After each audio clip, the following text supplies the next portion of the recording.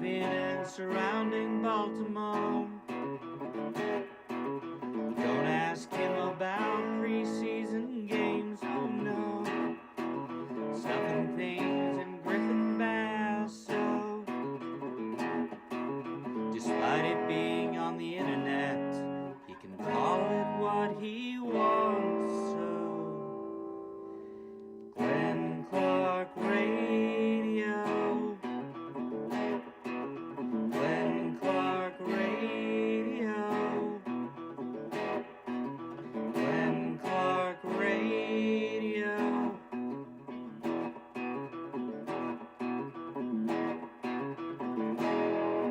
Duke sucks.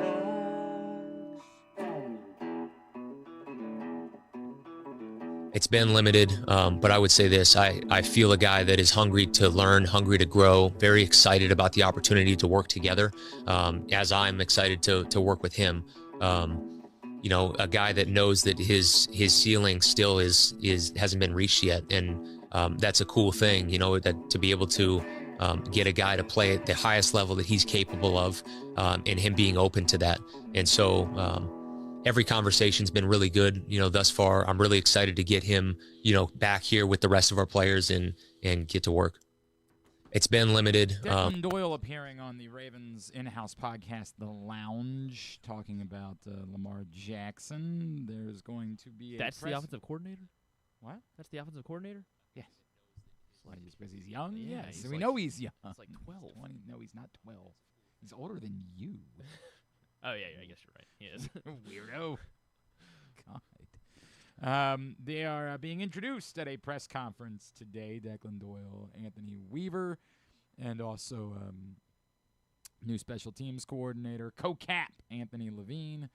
So if there's anything interesting that pops up from that, and I don't know what would be, but if there is, we'll try to get to that at some point during the course of today's show. Maybe they'll just contradict everything they said yesterday and say we're moving on from Lamar. Right, yes. I don't think so. Okay. If I had to I mean, guess. hopefully not, yeah, If I had to guess, that's not It's in the gonna range of be- outcomes. If by that you mean anything is, then Yeah. okay, yeah, I'll give you that. I guess that's possible. Always good on a Wednesday to have our guy Drew Forrester in studio with us. Drew, good to see you, pal. How you doing? Oh, you know, that's the best thing he's offered in years. Like sometimes I get on that guy, but I got to tell you, I don't know that I've ever heard a more dynamite tap in from Drew Forrester. Said he should be here in about 2 minutes. That's a shame. That's just a real shame, man. Would have been okay if he didn't make it in. Buck Showalter joins us later. I don't even think Drew can screw that up, although we're going to find out. We will find out if that's the case. I guess John in Little Rock is fired up about Clint Trickett. It's going to be what fixes everything. Oh, that's the Terps guy? It's Maryland's new offensive coordinator. How do I spell that? Trickett? Like cricket. Trickett. He was the quarterback at West Virginia and once came, I believe, pummeled Maryland. I think I might have even been at that game, if I remember correctly. Okay, so if you can't beat him. Right, great point. Join him. He was supposed to be the quarterback's coach at Arkansas. He took that job in December and lasted all of, I don't know, a month. And now he's the offense coordinator at Maryland. Replacing Pep Hamilton, who is going to stay on staff. I did get the email about the new Maryland football staff today, and I did see that Randy Starks is coming back to be a part of that, which is awesome. Randy Starks was an incredible player who had a hell of a run in the NFL, and he's going to come back to work with the not the Ravens, but Maryland's defensive line. He knows a thing or two about a thing or two when it comes to the defensive line, so that's cool. Now, as far as news is concerned, I don't have a lot for you. I am bummed out about the curling. It's a huge bummer. Danny Casper, not it, Chief. I hate that because I want to like the guy, but John Schuster, he is not. When they needed him most, he came up the smallest, unfortunately. So the U.S. men will not be playing for a medal The women now are going to be up against it tomorrow. I think that's a must-win tomorrow for them to get in as they lost. So kind of a depressing day for us lifelong, watch every game, curling freaks. By the way, stand by this. Curling match is a better term than curling game. They call it games, though, right? They do. I don't like it. It's a match. I don't know how to explain that. Like, certain things are matches, certain things are games. Curling's a match. They're wrong. I'm right. They need to fix it. They'll get around to it eventually, I'm sure. Today is the men's ice hockey quarterfinals. The U.S. plays later today. I'll talk about that in tubular. Tomorrow is the women's hockey gold medal game. I think that's it from a news standpoint. We had a weird night in college basketball. We'll get to some of that. Lot going on. Coaches crashing out. Michigan dominating. Well, I guess that's not weird. I don't know. I'm surprised by how easily they dominated. Well, yeah, I guess like that's they true. they dominated Purdue last night on the road. Like just went what is it? Walked into the trap, took over the trap. Yeah. Well, early on when they had Trey Kaufman-Renn shooting threes, I was like, oh, this is going exactly how Michigan wants it. This is they. And North Carolina got pummeled last night by NC State. I think they were missing 2 players. Oh, were they? Okay.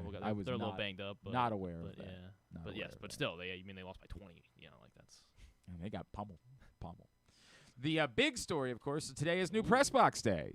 That's always the exciting news that everybody's looking for.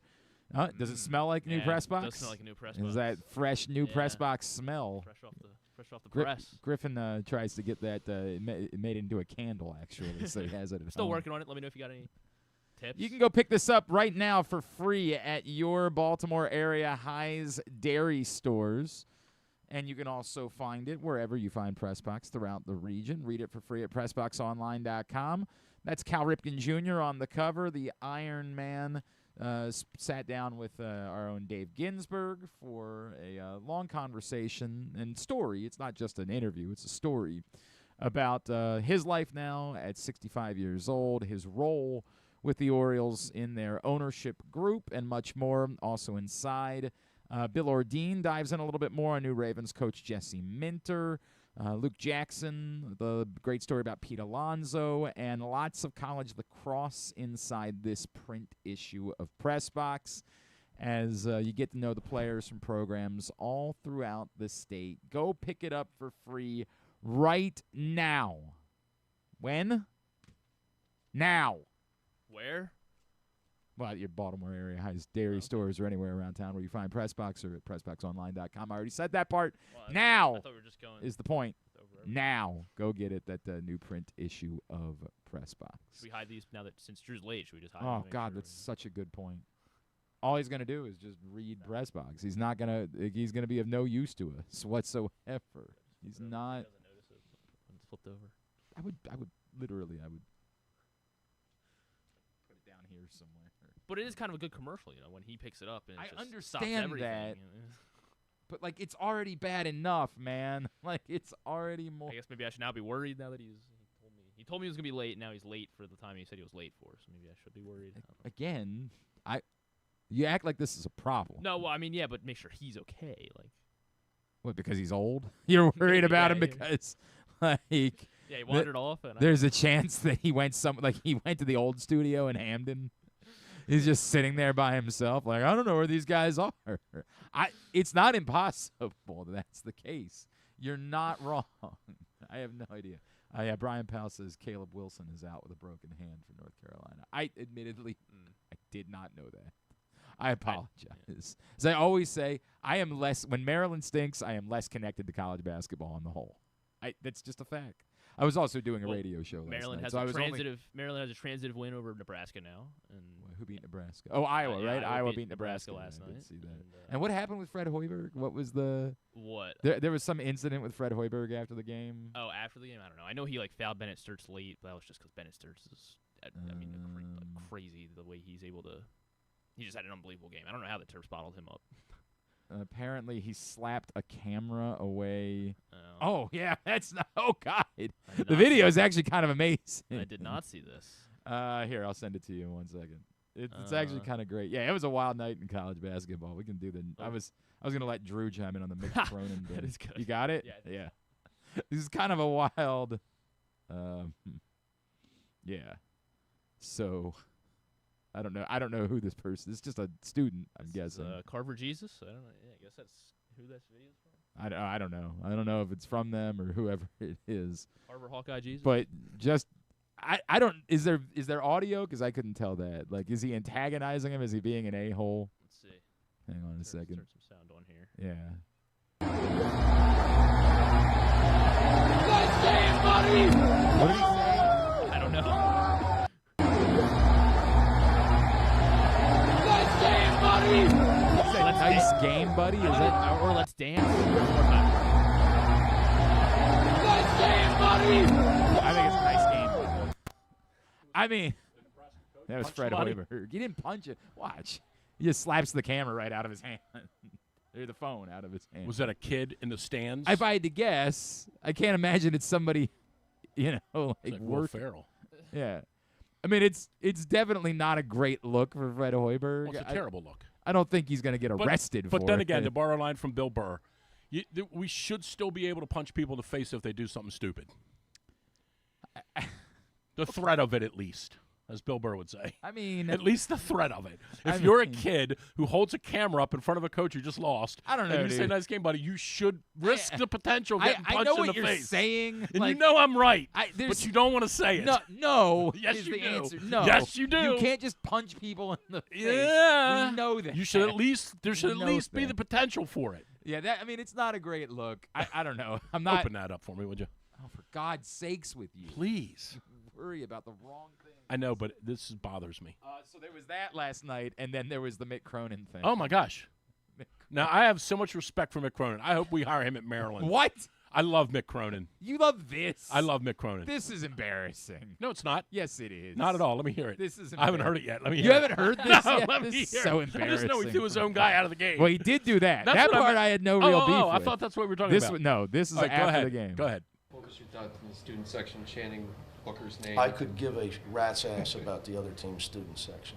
I just meant the overall the way that you I would like to give you a kudos for the worst question I've ever been asked. All right, I'll take it. Did you like You should take it. the preparation of the? Do you really think I care about the other team's No, I don't. student I don't section? think you care about the other. Are you team. raising your voice at me? No, I'm just. Yeah, you talking are. to Yeah, you are. Come on, dude. No reason. Come on, dude. Yes, you are. Everybody's standing here listening to you. Everybody. This is on camera. They can hear you. I answered the question. I could give a rat's ass about the other team's student section. I coach UCLA. I don't care about Michigan State students. I mean, who cares? There you go. preparation. There's that guy. You raising your voice at me? I'd take him over Buzz. I mean, that's not a very high. It's a very low bar. You said it was UCLA. embarrassing. It's embarrassing. He's crashing out because he got his ass kicked. That was a dumb question. I don't know if it's a dumb. I mean, the first one, the first. They here's got what I beat would by say. 30, didn't they? Yeah, they got It was they like got 45. Yeah, the slaughtered. spread was 16 and a half. So I think it was. Right. Your friend said it was. They get slaughtered. And again, you want to say it's a dumb This question? is fine. awesome. Yeah, he kicked his own guy out of the game. Now, this was awesome. Well, I mean, Again, they're losing by. He's I don't doing know it if for it's style aw- points. I don't know right? if it's awesome. Like, I don't have an issue with it. I guess. Just go. Like, Right. yeah, just He get says out just of go. just get out of here. But it's the he's digging back in. Like this is really what happens. What was he mad about earlier this year? Oh, the travel. Oh yeah. He needs to fight that guy because he lost. Mm-hmm. He lost, so he needs somebody to fight. You mean the reporter? report? Oh. He needs I 100% he agree with needs that. somebody to fight No, I don't to disagree. feel like he won. He needs to feel like he won, so he's got to fight that guy Right. in order to be able to feel like I won. And there's I don't know if he wants to win, but I know he wants to. I don't know. I hear what you're saying. I'm not arguing with you about it, but like, I don't want to win. But I feel like he's saying it because he wants to win. Yeah, you said it. Actually, That's you're right. exactly what it is. No, like it's just he wants to win. part of the problem. Some people naturally want to win everything. It's Okay, funny because people were like getting on. Boy, Harbaugh was really combative with you last week. I'm like, that's who John Harbaugh is. He wants to win everything. Right. I didn't Everything think he wants was to win. combative with I mean, you. the think- Zach Orr thing was way over the top. That one Oh, was where way he over the said, top. "I'll be Yeah. proven right." Yeah, and like John, you didn't take the guy as your defensive coordinator. Right. Like it's I will say this, and I'm not saying this because I'm old and you're young. okay. But you, Well, I'm definitely not young. But you anymore. also know that it is an interesting discussion because you have been in the business at an awkwardly young age. You were in the business at an awkwardly I'll listen young to this. age, Yeah. right? Yeah. I definitely faced something very similar when I was in the soccer business, and I was a 22-year-old PR director, and the PR guy in Minnesota was 40, and the PR woman in Cleveland was 44, and the PR girl in L.A. was 40. Right. Like They're all like, who the hell is this guy? Right. Yeah. So there is something to be said when, and I don't know the age of that person who asked that question, but it sounded like somebody who was with Spartan Hoops today. Some 24-year-old kid saying to Mick Cronin, "What do you think about the student section getting on your guy?"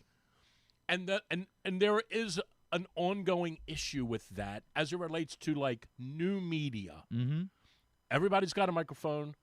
Everybody's got a clipboard. I mean, a notebook. And you did very well with this. But I'm sure when you went, traipsing in over there at College Park with your pants, with your high waters on. As you remember, I was the biggest Gary Williams fan on the face of the planet. He wanted to fight me. He wanted to fight me constantly. But Gary would get shitty with you. Yes. And probably because, hear me out, I'm not beating you up, Gary probably got shitty with you because he said, "I'm 53 and I won a national championship, and what is this kid with acne asking me these questions for?" I have no doubt. I have no doubt. So it is.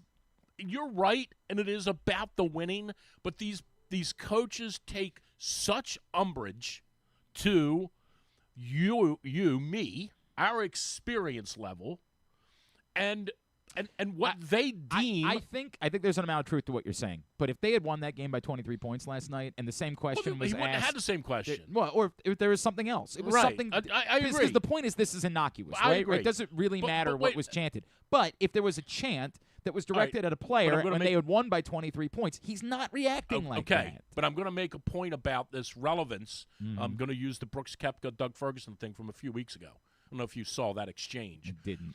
Brooks and his opening press conference, Doug Ferguson. You know Doug Ferguson? I'm familiar with the name. New Jersey guy, Associated Press golf writer for 40 years. Even Tiger likes him. Like he is an esteemed. He's John. He is. I will say this. He's John Feinstein without the edge. Okay. In terms of golf. Okay. All the golfers know he knows golf. He's got all their cell phone numbers. They all love him. He asks Brooks Koepka at his opening press conference when he came back from Live. They pass the mic around, and it comes to Doug Ferguson. He doesn't even say Doug Ferguson AP. He doesn't have to. Right, they know. Brooks, next question right here. Hey, Brooks, you're back. You've got 5 majors. That said, you haven't finished in the top 20 in a major in 4 years. And Brooks says, "Thanks for reminding me," and smiles. And Doug Ferguson says, "You shot it, buddy, not me." And Brooks goes, "Yep, I sure did. What's your question?" And Doug asks him the question, and Brooks answers it, and the internet lights up. Koepka's an asshole. Lights up. Okay. Right? And then the internet lights up and says, no, Koepka's not. Right, this guy's. The reporter is. And sometimes it's just a question. The reality is they're friends. And so when he goes, "You shot it, buddy," Brooks is like, "I know." Like, but if that were me or you that sat in that room and the question came, Glenn Clark, "Hey, Glenn Clark, press box. You haven't finished in the top 20 in a major in 5 years." And he said, "Thanks for reminding me." And you said, "You shot it, buddy." You would definitely create friction with him. Probably. For sure. Probably would. So that's where that's where this familiarity matters to those guys. Yeah, to an extent. I think sure. all of that's true. I do. You and I ask some stuff about you and I but you and I interact with Pat Scarry and ask Pat, and you're very good at this, by the way. I know one guy in town loves to ask the hard questions. You do it in a very good way. And we asked Pat hey, Pat, You're gonna win. You guys gonna win a game here soon? Yeah. And if Pat didn't know us, he might put the headset down and go, Gaffigan, who are these two jerks? Right. So it does matter if you know the person, I think. There is a relationship there, and Cronin didn't know those guys. And he looks at them like it's a gotcha question to me. Boy, I think that there are two things. And I think John was very good to you because John likes you and respects you. And I think John was very good to you. By the way, the people that I had a million people follow up like, what, do I not know the history By the way, the of night you? that I got John to do the night that I the night that I asked John to issue the statement to the fans, he pushed back on me originally. Mm-hmm. And not in a mean way, Mm-hmm. but and I said this 3 or 4 weeks before the whole thing happened. Like, John was very, very, I don't even know what the word is. I hate to keep drudging this up. Like, John was very disappointed with the way he got treated at the end. We can sit here all day and talk about whether or not it was justified or not. Mm-hmm. The point is, don't tell me how I feel. You and I were talking about that last week. Right. John was very disappointed at the way he got harangued at the end. And definitely it was intentional at the very beginning. I'm not thanking those people who wanted me fired. And I kept saying to him in these conversations I had with him, John, of the 70,000 people in the stadium, 7,000 of them wanted you gone. Yes, correct.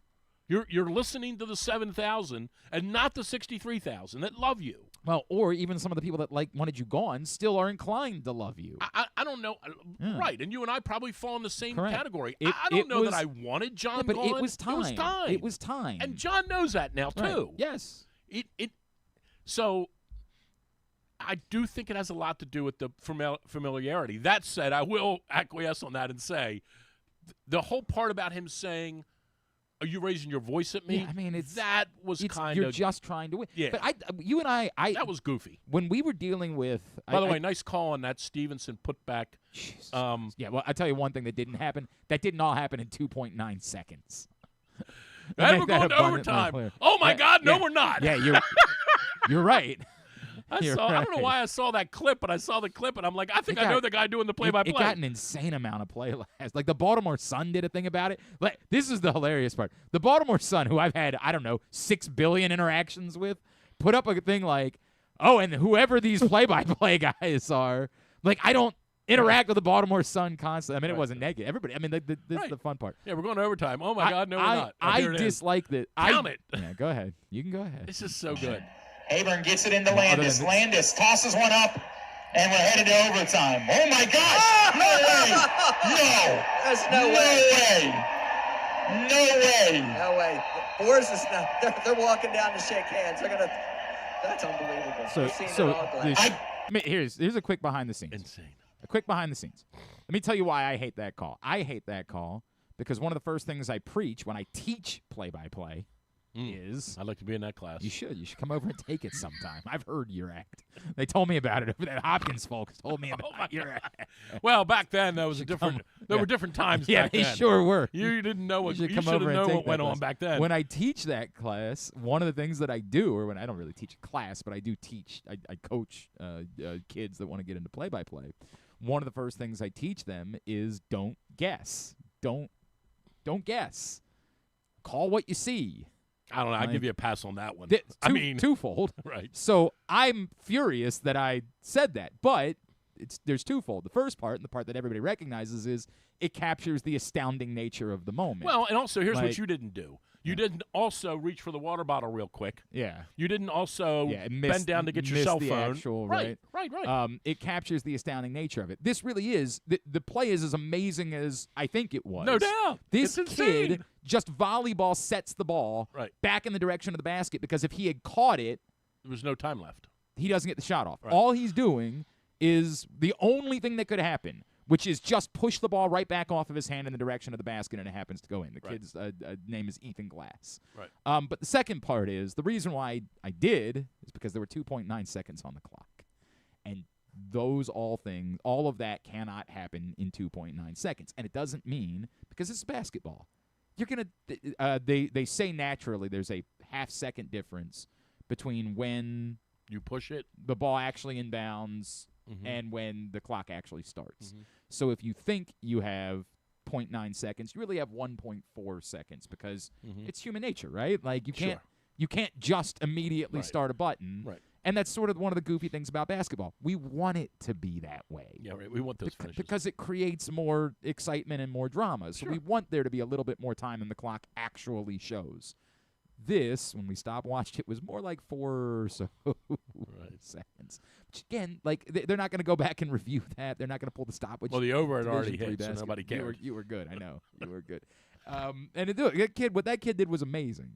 What that kid did was unreal, man. And he plays like 5 minutes a game.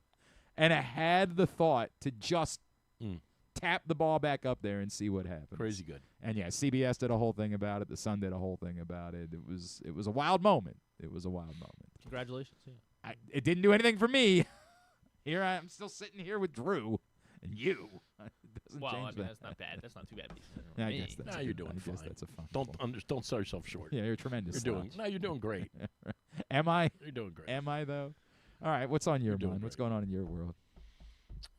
What is going? Well, just golf, and trying to play golf, but we can't because there's snow on the ground. Still, I think it's mostly gone now. No, Conecuh, Maryland is not. No. All is well. I've been watching a little bit of the Olympics. I've been kind of into it. I was over at Country Club in Maryland for something. I'm excited about the hockey. Yeah, the quarterfinal today. I'm excited about. Yeah, I mean it's win or go home. They're going to win. I mean, unless something goofy happens. I am excited about the women's.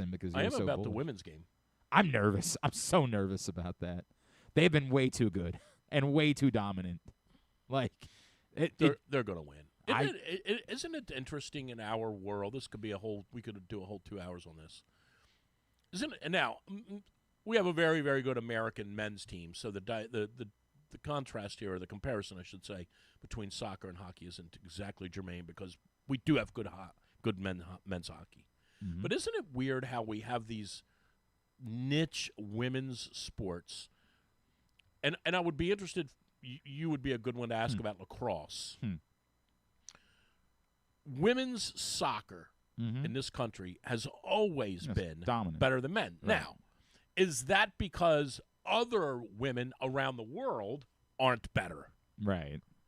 Like, why aren't English women better at soccer than American women, but English men are way better at it than us? So same thing goes for hockey. Like, German hockey's good, right? U.S. hockey good, but the women's hockey in the U.S. is way better than the rest of these places. Why is that? So the common and is lacrosse the same? Yeah, Canada's obviously very good, but not. But women's lacrosse in this country. But it's not. What I think the difference is it's not disparate to men's lacrosse. Like, men's lacrosse in this country is also dominant, right? Like, but is women's better? No, I think they're about the same. Oh, okay, they're about the same. I mean. Like, women, if the comparison is like, it would not be a monumental upset if the U.S. men lost to Canada. Would that not would be clearly a monumental not be. upset. Who are we playing today? Sweden. Yeah. And that wouldn't be a monumental upset. It would not be a monumental upset. But it would still be an upset. Sweden could win today, 3-2. Sure. But if the women lose, it's a monumental upset until they meet Canada. Right, until Canada. Yeah, exactly right. Yes, correct. I think the argument that's made is that, particularly when it comes to soccer, it was the sport where there were more opportunities for women. Like, one of the interesting things in watching the women's tournament at the Olympics is, and God, I forget who's calling the games, but whoever it is who was on one of the gold medal winning teams said there wasn't a pro league. So we were retiring at 26 because there was, what were we going to do to stay sharp for 4 years after we played college hockey? We played college hockey, right. And then now what after that? So the argument for soccer was there were more opportunities, right? Like, if you played soccer, there were more things that you could do with it.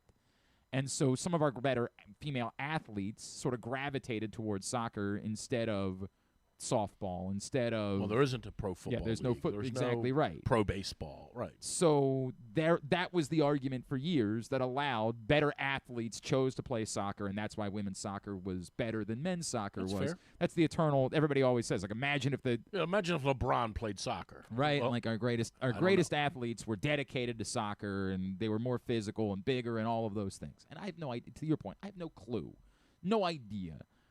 because I still don't know that they would go beat the best players in the world. I have no idea, but I get the concept, and I do think that's the argument. Two things have happened in these Olympics that have really impacted me. Oh, yeah, two different events have really impacted me.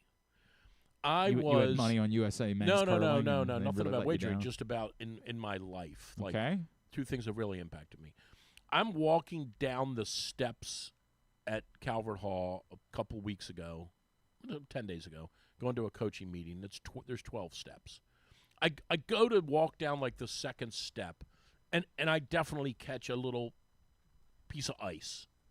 I catch myself, and I'm like, oh, glad I didn't fall. And then I grab the rail, and I kind of gingerly walk down the steps, and I navigate these 12 steps fairly easily because I'm grabbing onto the rail. Then I go home that night, and I watch a guy in skis go up a hill go up a 1 mile hill what the hell is this? in 6 minutes. Correct. What is this? And then I watch the next night a guy go 55 miles an hour down a slope, jump off of a ramp, and fly 140 yards. And land on his feet. I'm still not sure that ski jumping is actually a sport. I don't know, dude. I'm not saying it's not incredible. They land on their feet like cats. I'm still not sure it's a sport, though. Like, you heard what they were doing. You tried. Oh, I did. Yeah, I mean, I give them credit. Now, look, anything to win. It's called being a teammate, right? Like, imagine if your team. Oh, I'm not doing that. Imagine if everybody. No. Hang on a second. No. Imagine if all the guys on the team No. realized that they could make a 12-foot putt if they did that, and there was one kid that was like, "I'm not doing it." You want that guy on your team? Well, no. I thought you meant who injects them. Oh. Yeah, no. I don't think we're gonna. I think they're gonna handle that themselves. Oh, okay. You're getting me nervous there. I don't think you're getting me nervous. No, you don't have to be involved. I'm saying all the other kids. I thought you said like it's the not coach has got to. It's not a steroid. It's not. Right. They're not doing anything illegal. They just realized if we just do this thing, we're all gonna be able to make every 12-foot putt. And there's one kid who's like, I just got to be honest with you. I'd prefer to not have a needle down there. Well, you can't play then. Exactly right. Thank you. Thank you. You're not in this match. I don't want that guy on my team. Nah, you got to be a team player. You got to be a team player. Right. Like they said in Wedding Crashers. The Winter Olympics are weird to me because I'm not sure how many of these things are actually sports or not. I still watch. I'm still into it. Were you heartbroken for the skater, or did you see it coming? The figure skating thing, figure skating. That was a colossal joke. It was undoubtedly a colossal. And he joke. even said that. And I did think he said something interesting in the aftermath of it when he said, "I told you I should have gone to Beijing and got this out of my system." I did think that was interesting. Because he didn't qualify for Beijing, right? Or he did, but he was an alternate, I think it was. But he said, "I told you I should have gone to Beijing and gotten this out of my system." That was really interesting. It's weird though because he did skate already. Like there was a team flawlessly. Competition. So that's the weird part about him. Flawlessly now, the whole time. I understand that like this is now only you but I don't know what to make of it. I think for some people that's just part of who they are. It was crazy. And you feel that for was him. like a historically inept performance. Undoubtedly. For a guy of that level. I did not watch, but it got so much attention that as I was sitting at WBAL last Friday, that was up on one of the screens, and I said, I want to watch because I want to see it was amazing how bad it was. And you could tell he had no interest in being there. He did not. He wanted to be anywhere we say else this, right? in the like world. The moment was too big. Yes. That if you want to look that up in the dictionary, his picture's right there. You could from moment one, he was bailing on the stuff he was supposed to be doing. Right. Like he had zero interest in doing any of it. He did not want to be there. And why that is, there could be a long study on sports psychology. I think it's been very interesting. I've probably watched, 1 to 10, 1 being I haven't watched 1 minute, 10 being I've watched every minute available. I've probably watched 5. I've been a 5, yeah. but I thought I'd be a 2. I love the Olympics. I don't love the Winter Olympics as much. I'm a team sport. I'm kind of the opposite. Maybe because we've just had snow on the ground, okay. But I've found this to be. It is cool when you see the skiers. More interesting. The skiing the other night with snow. Was pretty snowing. cool. Yeah, it's a cool optic. I don't disagree with that. If they played hockey outdoors, that would be really neat. You know what it really is for me? I don't like racing the clock. I like racing track and field to me when you're actually running, swimming, right? Like when racing the clock, it feels weird, okay. Right? Like the person that went first, all they can do They can't see there's somebody in front of them. They Right. can't see. Right. I don't know why. It just doesn't work for me the same way. Racing to me is Those supposed downhill to be. skiers. Well, that's like biathlon. The downhill There's skiers are that. insane. Oh yeah, they're downhill they're skiers nuts. are insane. I would die. I'm like, I recognize what they're doing is amazing. It's just not for me. It does not captivate me as a viewer the same way. The difference between everybody that's running in the bobsled is running essentially the exact same time. One of them is just running a tenth of a second. Are they really better at the bobsled, or I have no idea. I still think it's cool to watch. It's cool to look at. It's just not for me. You see the same meme way. online or the Twitter thing online where there's like a I don't even know how old she is. It said teenage. She looks to me to be, as a guy who's got a 15-year-old daughter, she looks to me to be in the 14 or 15-year-old range, and she looks like she's 20.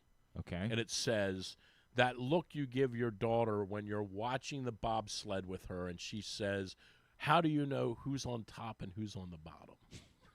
I believe that would be luge. Luge. Yeah. How do you know? How do Yeah. you know who's on the top and who's on the dad? Like shoots at this look and says, "Don't ever ask that question again." Pass. Don't ever ask that question Gonna again. pass on all of that. Right. I watched all the curling. I watched curling. I Oh, watched so did he cheat? all of the curling. I mean, yeah, that guy definitely cheated. I think so, too. 100% he did. There's no doubt. There's no question. Yes. Because I don't think they would. Put out the statement that. Well, this goes back to the Patrick Reed thing from the PGA Tour. Same thing. Like you're not calling someone a cheater in general. Mm-hmm. In sports, you're not calling them a cheater unless you know 100% they're cheating. Yep. Correct. His finger definitely touched that. 100%. How about when he said to the guy, "You can F right off." Mm-hmm. Like. By the way, curling is also win? weird. Canada win? That one they did. But they didn't win the whole thing. Well, they haven't. I don't know. I thought the final was yesterday. Or no? No, the final is coming up this weekend. Oh, okay. Hang on a second. Did I ever tell you about the time I went curling? Yeah, I'm familiar. No. The other time I went curling. Oh, no. Not with you. Well, I didn't go with you. You didn't? I've only curled once. Okay, I'm an so undefeated curling I have skip. 2 curling I'm experiences. familiar with the one. Okay. I have 2. What's the other one? All right. Well, the first one was when we went down there to Washington, D.C., invited by the National Curling Institute or something. Canada is into the medal round. Okay. Yeah. So we do you remember why we went? Some PR person. No, but do you remember why? There was an event. It was an Right. Olympics? Yeah, it was around the Olympics. A PR person reached out and said, "Do you all want to come down here and do Well, some?" no, you got that wrong. The PR person reached out to me and said, "Do you want to go?" Oh, I got the same email. Right. Yeah. But someone else wound up going. Yeah, of course. Someone else said, "I'm going," and you didn't get to go. I don't think I could go. No, I think the person said we can only take 2, and I'm going. I don't know. I don't know if that's the case. Whatever. I don't. Well, I remember we went down there. We parked in an underground garage. The guy wanted our keys. The person who drove said, "You're not taking my keys." The guy said, "Then you can't park here. I have to have your keys." We got into a screaming match and we left. It's never valet parked before. Right. Like, Of course not. It costs you money. We went somewhere else and parked. And I will admit, I'm the first one to admit this. Mm-hmm. I also got duped. yeah. I also got duped. Oh yeah, you definitely. Because yeah. I thought we were going, You were going to curl. Yeah. to curl in, Yep. in a rink set Yep. up near a hotel. Yep. I didn't realize Mm-hmm. we were going to a fake rink Yep.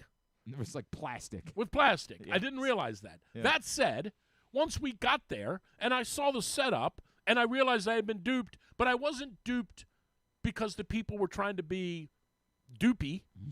That this is just what it was. Like, I found it almost funny. Like, you got me down here. Now let me learn how to curl. Mm-hmm. The person who went with us flat out refused. Yep. Bait We're- and switch. Yeah. We're leaving. Yeah, we're out of here. Yep. We just drove 45 All the way minutes. down. We got in a- 45. How did you whatever. get there in 45? We got in a fist fight with the parking guy. Yeah. We went and parked somewhere else. We're here now. Right. Let's curl. Just do it. Just do the thing. No. So we pitched a fit. We, meaning the other person, Yeah. pitched a fit, and we left and didn't curl. Hell of a So, trip to D.C. It's unbelievable, right? Hell of a trip. Right. So, in and around that same time, I got invited to Deep Creek. Mm-hmm. by the Deep Creek, whatever they're called, not Deep Creek, by the WISP, might have been Deep Creek, but by the WISP Promotion and Tourism people. Okay. And they invited me for the weekend. And they said, you and a guest stay here for 2 nights at the WISP. We'll put you up, feed you. You can do all of the winter stuff we have. Mm-hmm. And I'm like, what's the catch, right? What's the catch? Yeah, you gotta watch a 3-day-long presentation. No. The only catch is you have to participate in this curling, celebrity curling demonstration. Demonstration. Yeah. Like, okay, all right, yeah. Are you sure? This is like the guy telling me you can go to Stevie Wonder, but only if you put Alyssa Milano on your show. Right. Like, yeah, I think we might be able to figure out a way to make that work. You sure we're doing this? Yeah. Right? Yeah. When do I get there? You get there Friday night at 7. Dinner, lodging, curling the next day, snow tubing, whatever you want to do. Saturday night dinner, Sunday leave. Mm-hmm. Right. Okay. Please tell me. If you insist. Do I have to? Yeah, is there anything else not hidden yet? Correct. Not told? Is there an island here? No. Right. Got it. So off we go. I take my buddy Dale Williams, who, funny enough, has a house at Deep Creek. It's weird. You were offered a romantic weekend at Deep Creek. He said, I know one thing. Right. I'm not thinking of my wife. My buddy Dale's going with me. Right. So we get up there. Saturday morning. By the way, the dinner, complete ass kicker. Wine, order whatever you want. Mm-hmm. Like, it was so bizarre. I kept saying, there's tell me be the catch. Something's going wrong. Who here, do I have to 100%. massage to get there? Yep. Like, what's the catch? Yep. Saturday morning, 10 o'clock. We go to the ice rink. Oh, boy. Yeah, oh, boy. Go to the ice rink, and in the middle of the ice rink are frozen milk jugs.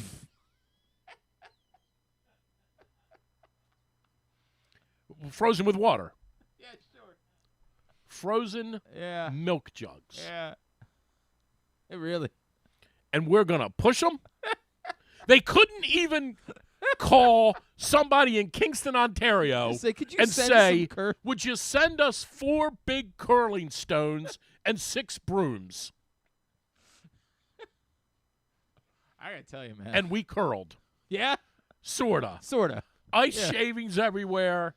The thing wasn't going at, it was set up like a curling lane or no, they just sort of hockey goals out. Yeah. It was just awful. Yeah. It made the thing in D.C. look like amateur night. Was it fun? No. It was terrible.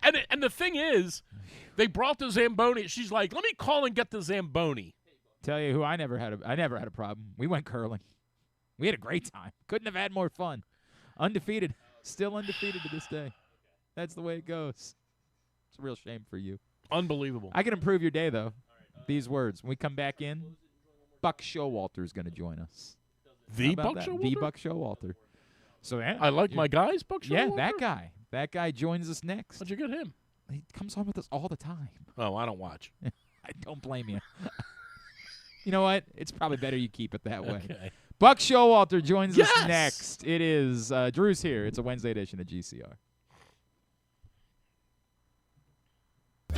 Get in the game with Volo Sports. With over 15 sports to choose from, join a league or grab a Volo membership for discounted play, free daily pickups, fitness classes, and exclusive events. But the best part? A portion of every league fee helps the Volo Kids Foundation provide free sports to over 5,000 kids across Baltimore City each year. Don't miss out. Early pricing for the winter season ends December 12th. Final registration deadline is January 15th. Sign up now at volosports.com/Baltimore.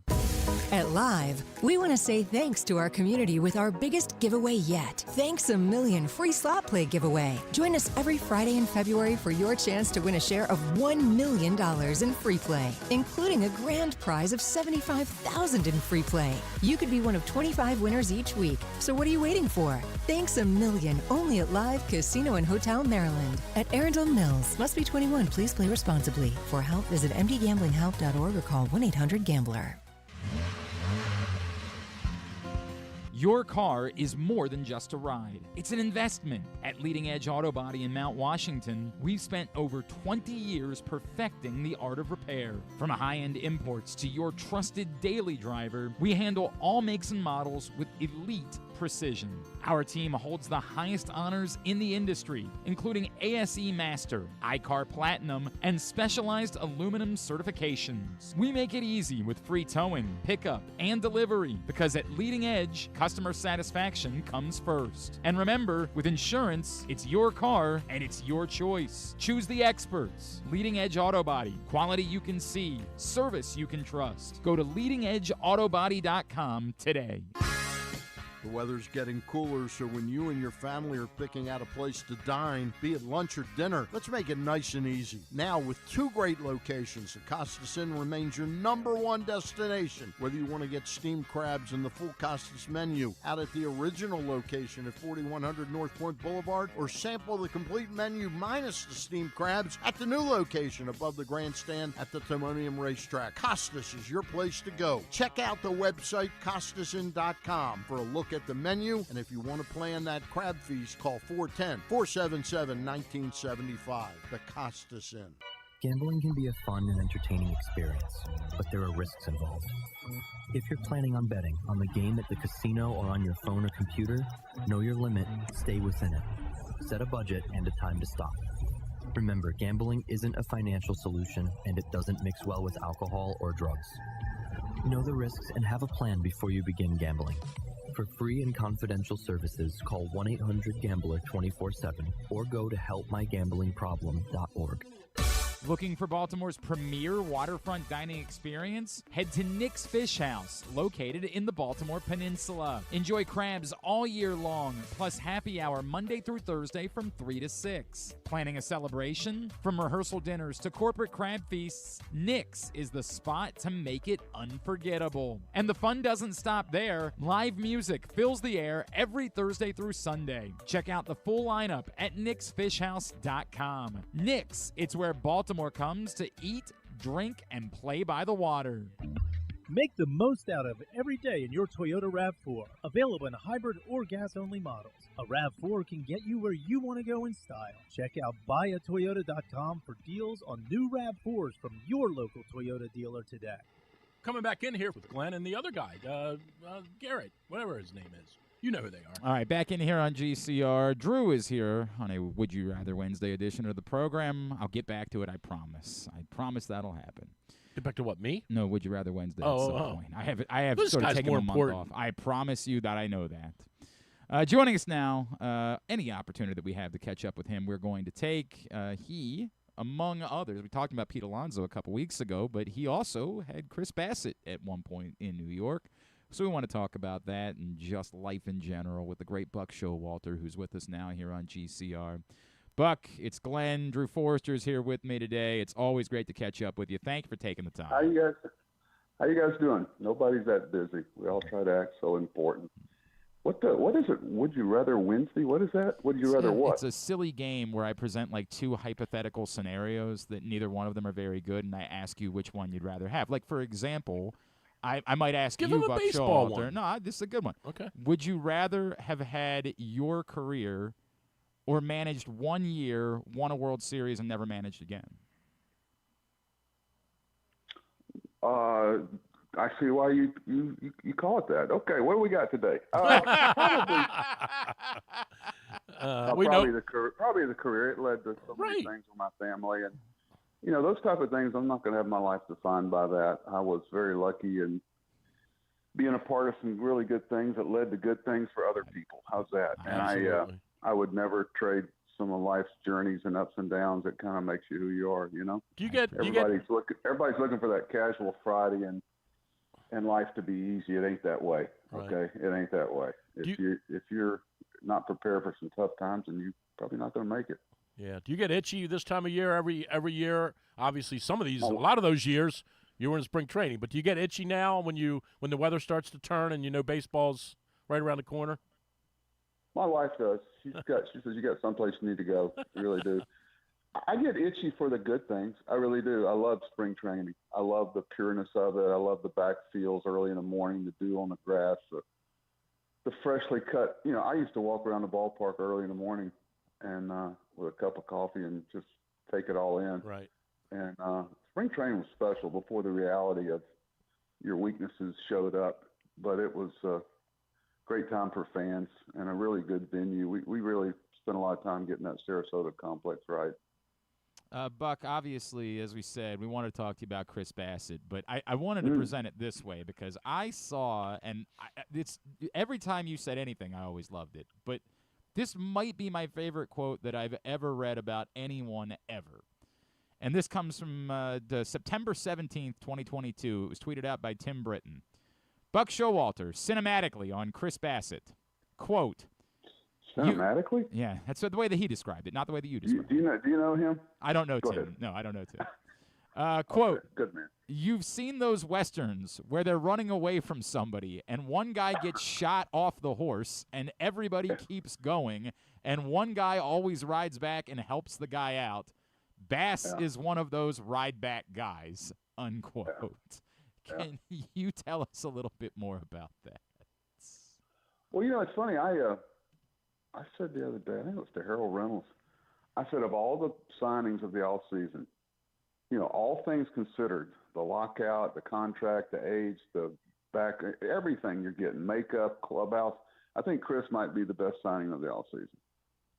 I cannot believe that teams don't they don't make those phone calls. You think anybody's called me about Chris Bassitt? Okay, and, you know, a 1-year deal for less than 20 for a guy. Yeah, he's 37, but he's a pretty healthy guy, knock on wood. I love Chris. He's when he has a tough outing, things don't snowball on him mentally. He just gets back on the horse again, and he reminds me some of, I don't want to say Chris Tillman, but, you know, just that guy that's going to keep you in a ball game. He's not going to implode. He's not going to, oh gosh, Chris is pitching tomorrow. I wonder how many innings our bullpen will have to pitch.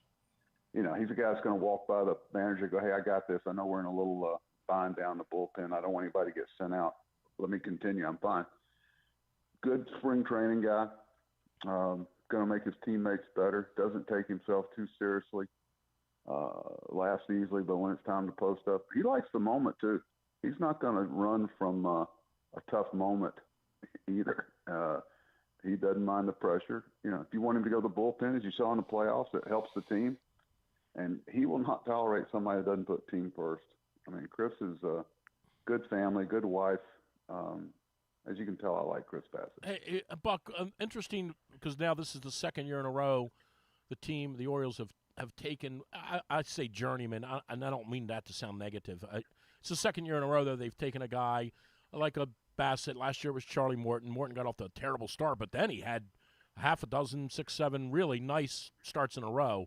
What in your career, when you look at guys like that, like a Bassitt this year, when they lose whatever their most dominant thing was, is there one common denominator they all wind up sort of having that keeps them still relevant? Like I remember Messina talking about losing his fastball, but I learned how to do this, you know, to stay relevant.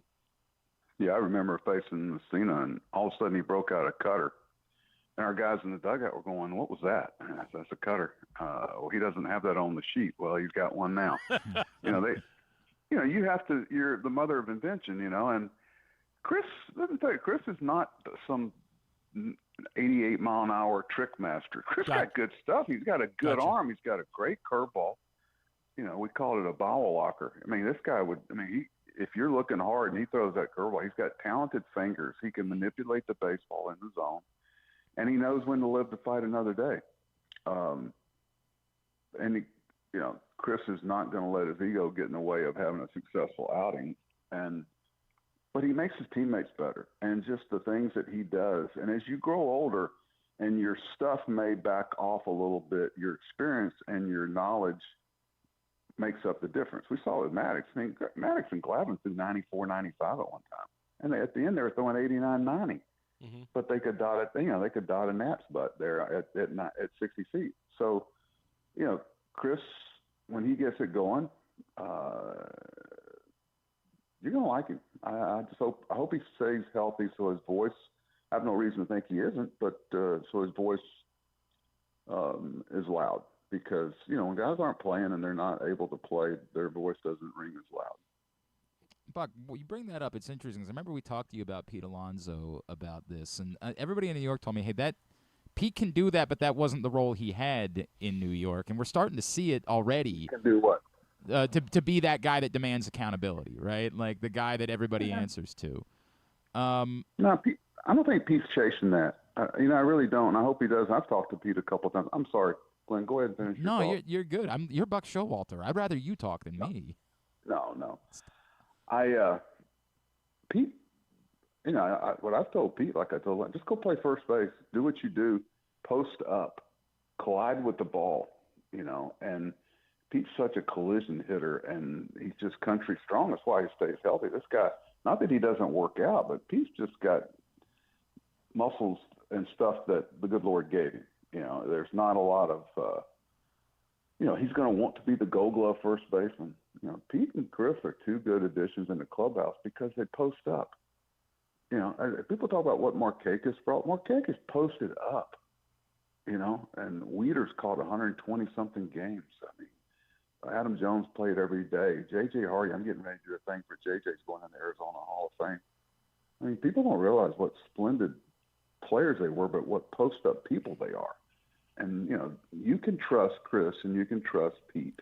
That's as good a compliment as I can give you. I was wondering if it requires, like, one of the things that it looked like from afar was missing, and that some of the guys told me was missing a year ago, were those veterans that demanded, the McCann types, the Chirinoses, Santanders, that sort of demanded we're not doing this. And if you run into an out, you're going to have to come see me about it.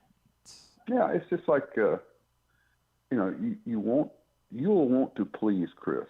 You will want to be accepted by Pete. And, it's just a nod of the head. It's not necessarily, who talks the loudest and, well, I've got this contract, so you got to listen to me. That doesn't win. We had guys like Nelson Cruz and Nate McLeod and Steve Pierce. These guys, they played with a passion for, being there for their teammates and pulling on the same rope. And these guys like to win. Both of them like to win. They really like winning. And, Chris is at a stage in his career, he just wants to go impact something.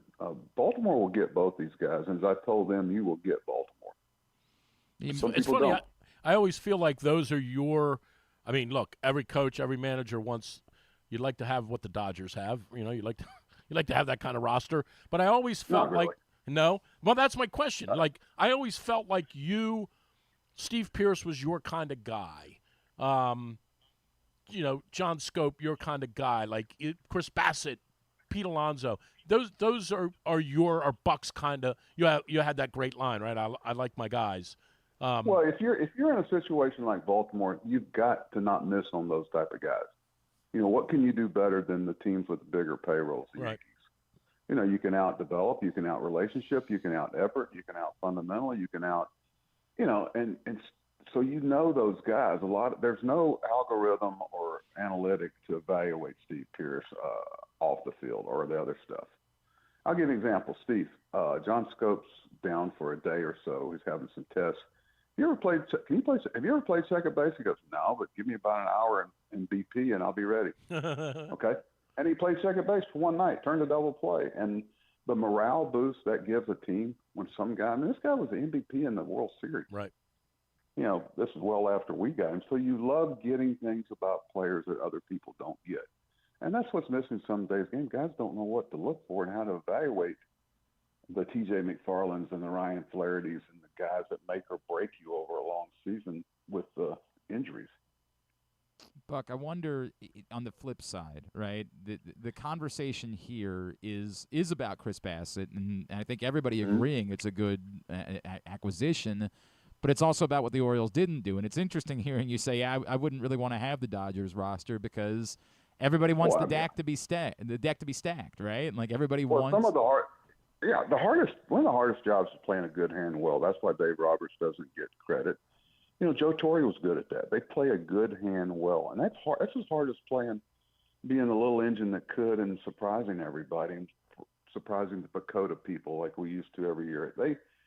You get that, but there's something to be said about both of them. But that's not necessarily going to happen in Baltimore. Don't think Chris is going to come out there and pitch like a Cy Young number one start. He might. You never know with this guy. But he's going to be solid, and you can count on him. And you can go, okay, Chris is pitching on Wednesday. We got a chance. Is it imperative that somebody does? And maybe Kyle Bradish is ready to be that guy, right? Like they might have that guy. The way that Trevor Rogers pitched a year ago, if he can pitch like that, they've got that guy. But is it imperative that someone is that workhorse bulldog? I'm going to go that traditional ace that we talk about in baseball, or can you win without that? You can if your bullpen is put together properly.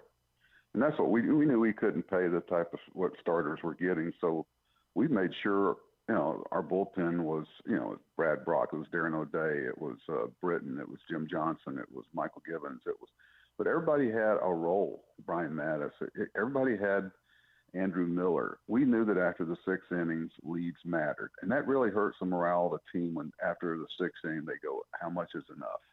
You're constantly wondering if you can hold a lead, especially on the road. And when you have a couple of games where your bullpen comes in and gets, 8, 9 outs and you win the game, it's the locker room is a really good feeling because guys, they don't talk about it. It's one of those things that people don't know that haven't been in the locker room. It means a lot to teams. Hey, Buck, you said something earlier about spring training when we were talking about how much you liked it. You said you like it until you find out what your warts are or your flaws, I think you said. They're all going to show up in a baseball season. Yeah, right. But did you ever – can you go back? Was there ever a team you had that you got to whatever, 3rd week of March and you realized, like, I did not see this coming, either good or bad? Was there ever a moment where you're like, didn't see this part of my team surfacing and I got a week left, how am I fixing it? Or what are we going to do to take advantage of it? No, there's not many secrets in spring training. I'm going to tell you, when you're around people 7 days a week from sometimes 6:30 in the morning till dark, there's not many things that are hidden. And those backfields and the way you go about things, I still kind of cringe when I see a team on opening day not run a rundown properly. I go, what are you doing down in spring training? You're rehearsing a play down there. You're rehearsing your lines. You're getting ready for the curtain to go up. You're rehearsing cutoffs and relays with a man on first and 1 out in the right field corner at Camden Yards. It's different. You're rehearsing pop fly calls and priorities and pickoffs and all these other stuff. And all of a sudden, here comes a play the first week, and I go, what were you doing down there? Come on, man. But anyway, I don't know. Some people may look at it differently. I need to know what your rules would be. Have you thought at all about how you'd handle ABS, Buck? Like if you were managing this year, who would have the right? When would they be allowed to? Have you given any thought to that? I'm pretty sure that it's just the pitcher, catcher, and hitter, right? Yep. That can challenge. Mm-hmm. What'll happen? That stuff will police itself a lot in the locker room. Let a leadoff hitter or some guy in the first inning be wrong one time, and then all of a sudden it cramps everybody's style the whole rest of the game. That guy will get weeded out. You'll know who you can trust and who you can't. They told me, of those 3 parties, who do you think is right the most? I'm going to say the catcher. The catcher. Yeah. Yeah. The catcher is right the most. Yeah. So do you almost say hitter's wrong the most? Are you inclined to tell the pitchers like let the catcher be the one? Like you don't make that call? I would spend a lot of time with people that have been there instead of trying to smugly think I had all these ideas. I talk to the minor league people that had been around it and give me some direction. And then at some point you'll make up your own mind about it. But to think you got it all figured out, there'll be some trial and error with it. But I actually kind of like it. If you've had your heart ripped out by a bad call in the 9th inning, I wish they would have let one check swing be challenged in the 9th inning. It's nothing worse than having a fan have a game in on a check swing that nobody knows whether it was or wasn't. But I'm fine with it. Can you imagine watching a college football game without replay? It's become part of the entertainment package, and that's the feedback I get from minor league managers and coaches, that it's actually been entertaining for the fans, and the umpires don't take it personally. I think you're going to find out, people are going to realize how good the umpires actually work. What about going further? Are you like? Is it still important to you that we have umpires make calls, or would you be all right with this just being the first step in the process?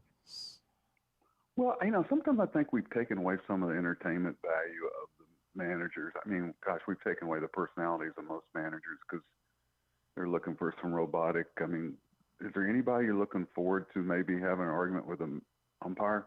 I mean, there's no such thing much anymore.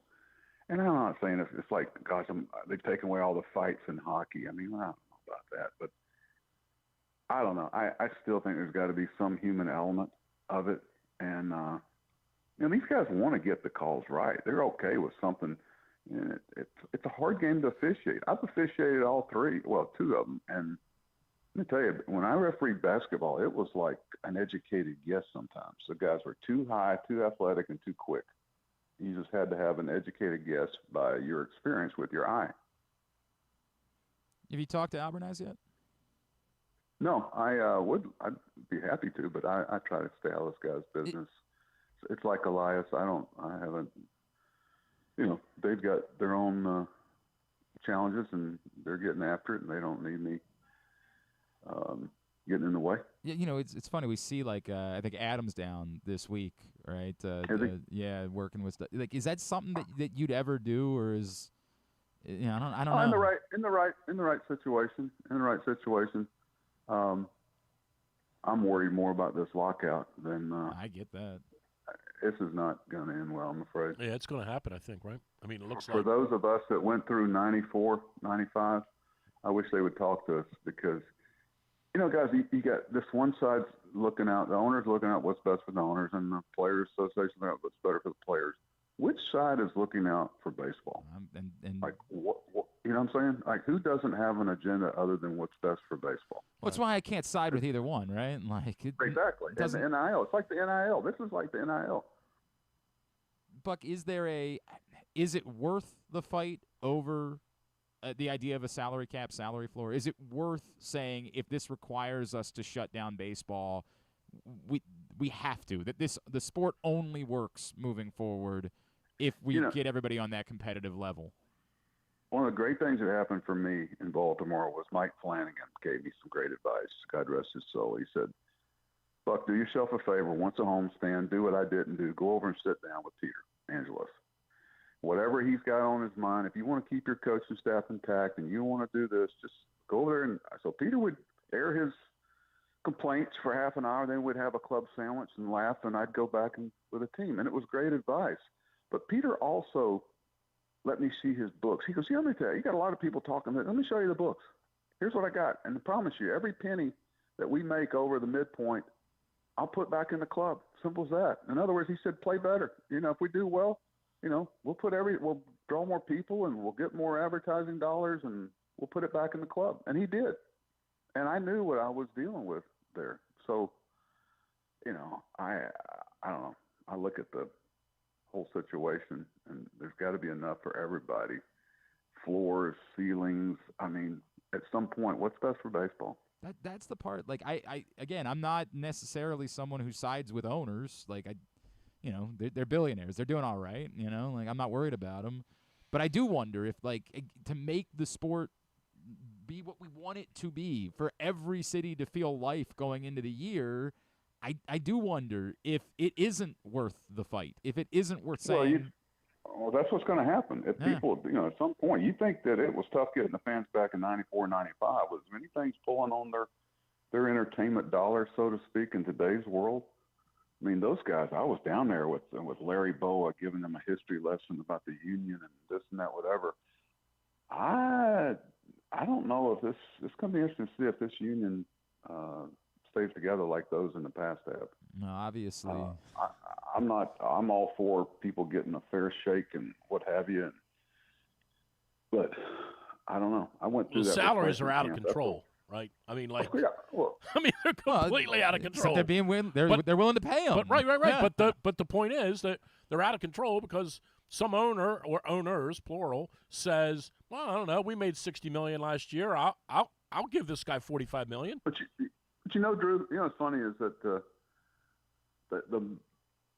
what's got to happen is a fan in Pittsburgh feels like he's got the same chance as the Los Angeles Dodgers. Right. Now, if your ownership or your front office is not putting together a good club, there's not this scapegoat or excuse.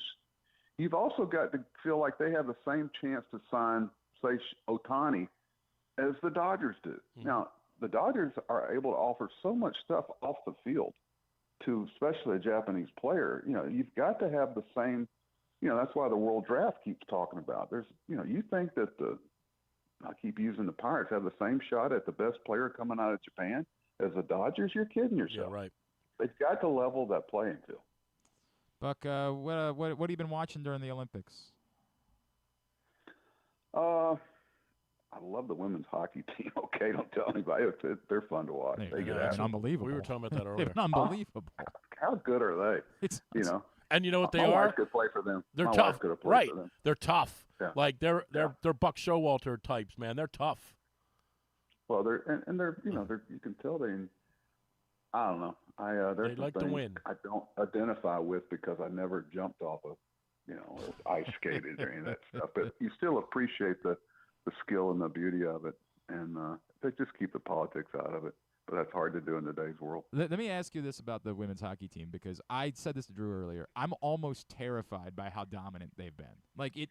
Oh yeah, I love the women's. I like women's college basketball. They play, I guess, because they don't play above the rim, and there's just a pureness to it. Passing, defense. They actually play on both ends of the court. They.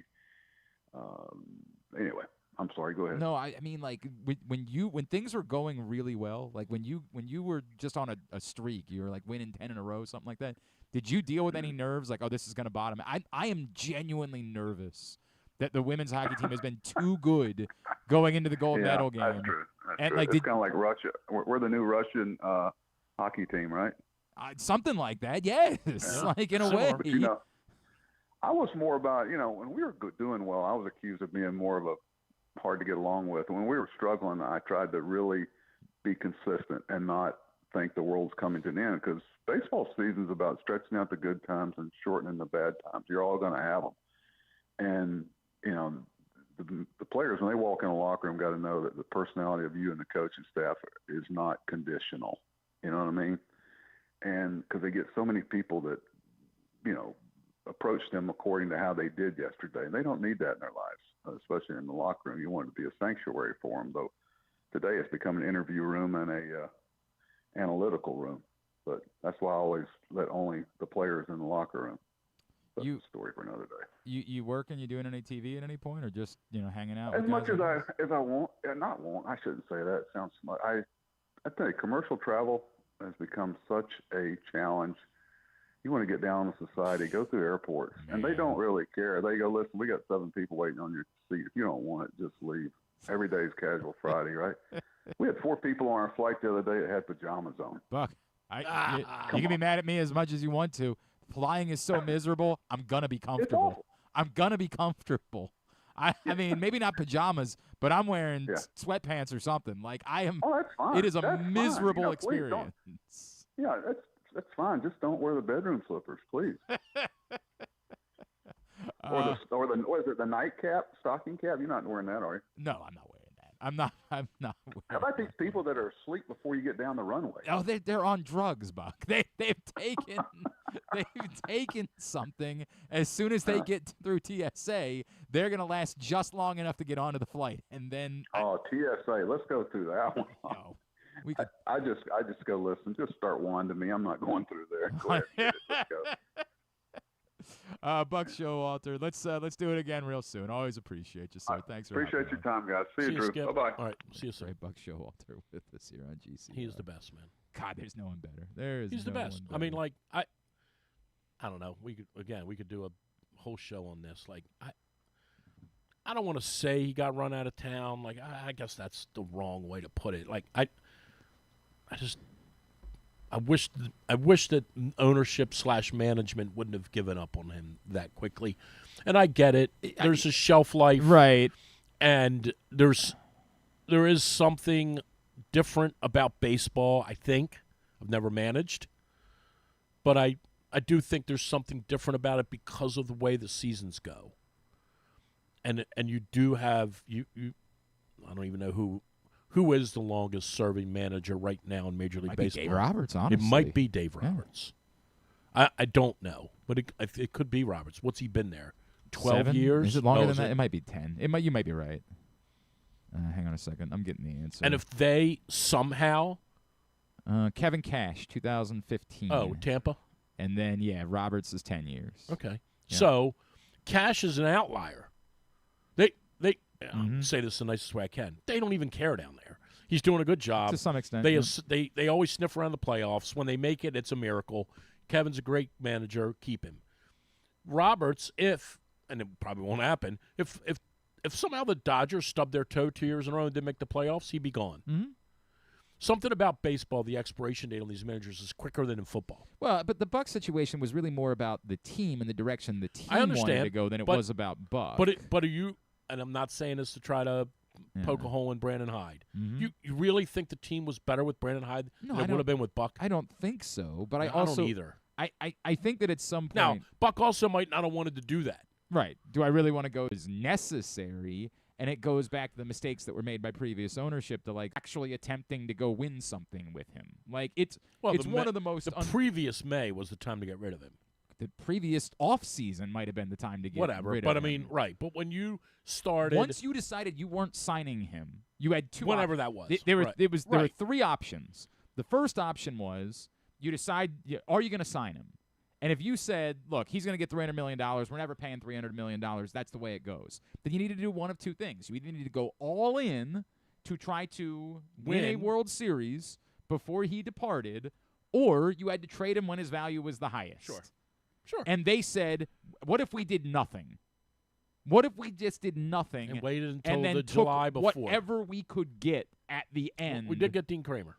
That's true. They did get Dean Kramer. They did 100%. They set themselves up by getting Dean Kramer, and that to me, when we talk about the most unforgivable things. Yeah, that was a botched. That was the if you that was their Anquan Bolden moment. Yes, that's exactly what it is. That was in fact it was worse in a way 100% because Anquan Bolden was deeper into his career. Yes, right. Manny Machado was a prime superstar in baseball that had an insane amount of value. Right.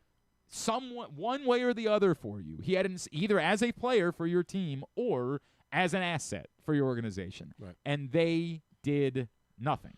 Nothing. And that's the unforgivable sin. What was the Jake Tapper book about? It's the original sin? That was their original sin. Their sin was not that they signed Chris Davis because signing baseball players. Everybody thought that was the right move. Their sin was everybody thought that was the right move. Not understanding that everything they did had to be centered around Manny Machado. It had to be centered around what are we doing here, and based on that, what is the way that we operate our business. And the argument of, it's more fun to try to win. That was the argument they actually tried to sell about why they didn't trade Manny Machado. Yeah, we're going to try to win with Manny and 5 scrubs. Correct. Because he was going to make those scrubs a little bit better. And so it's a little bit more pleasant to be that than to start a rebuild at that point. But if you were ultimately going to rebuild, I do wonder this.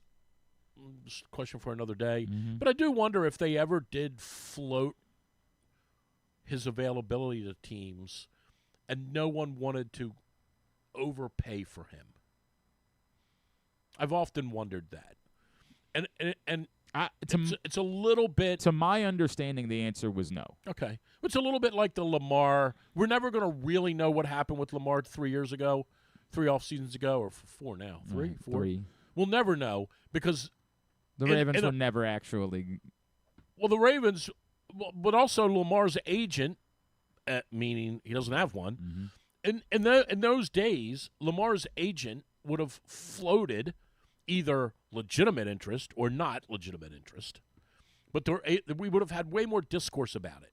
Oh, Miami's interested. Miami's going to make an offer. Oh, Dallas is interested. Dallas made an offer. We, on the surface, and I'm not saying that this is right, I'm saying on the surface, it looks like no one wanted Lamar.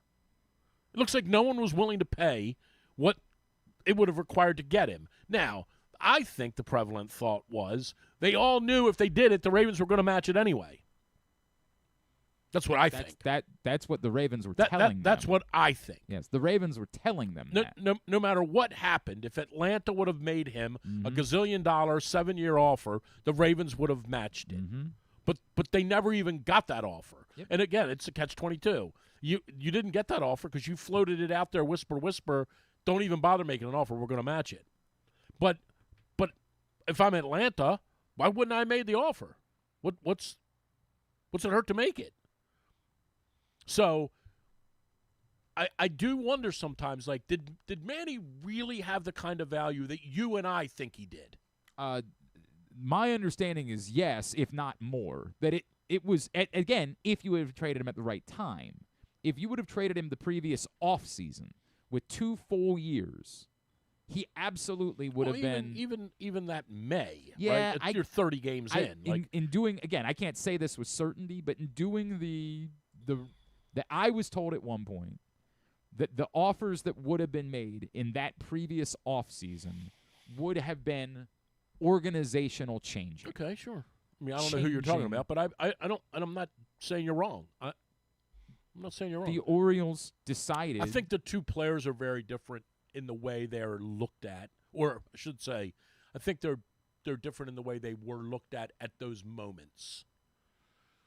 I think Machado was always regarded as an enormously talented but mercurial player.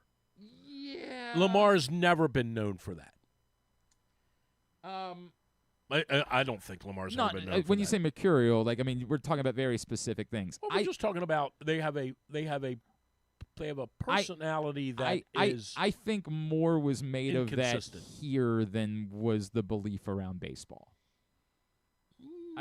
Maybe, but I think it's followed him. I think it's largely largely gone away. I don't think anybody thinks about him that way at this point. I mean, he's sort of been the antithesis of that since he arrived in San Diego. I think that there was a lot made of that here because we watched it every day, right? And like because we saw that stuff. Well, a lot. In fairness to him, I'm not certainly taking up for a guy who's made $300 million. The club was always beneath him.